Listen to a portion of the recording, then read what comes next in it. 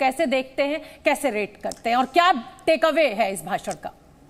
सबसे महत्वपूर्ण बात यह है कि कम से कम एक बात की तो मैं महिमा जी को बधाई देता हूं कि आज उन्होंने कम से कम ये नहीं कहा कि भाजपा के प्रधानमंत्री, कहीं ना कहीं पे स्वीकार किए कि हमारे देश के प्रधानमंत्री।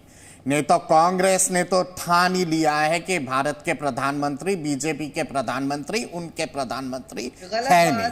तो इस चीज की तो बधाई है। अब बात आती है भाषणों की। अगर मैं आकलन करूं, मुझे तो अहंकार राहुल जी के भाषण पे दिखाई दिया था। संसद में कंपैरिजन हो गया। राहुल गांधी तो प्रधानमंत्री कभी बने नहीं। इस पे जवाब देने की आवश्यकता है शोभना जी कि अहंकार वो होता है जब आप फ्लाइंग किस देते हो संसद के अंदर।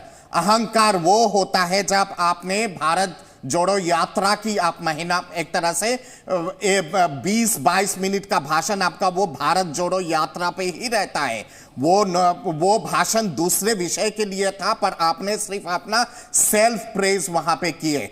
मैं समझ सकता हूं कि आपको किस वजह से चुभ रही है, क्योंकि परिवारवाद का चीजें आ गया ना प्रधानमंत्री जी के भाषण पे। भ्रष्टाचार के जो चीजें हैं वो आ गया प्रधानमंत्री जी के भाषण पे।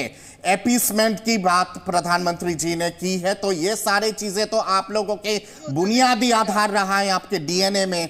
तो नेचुरल है कि आपको तो इन सब बातों से चुभेगी चीजें।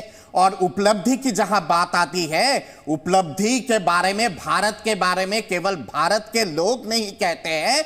आज भारत के पासपोर्ट की क्या अहमियत है, विदेश में किसी भी देश पे जब आप जाएंगे तब आपको समझ में आएगा। अंतर्राष्ट्रीय संस्थाएं जिस हिसाब से भारत के उफाम के बारे में बता रहे हैं, जिस हिसाब से भारत की रफ्तार बढ़ रही है, चाहे वो आर्थिक दृष्टिकोण से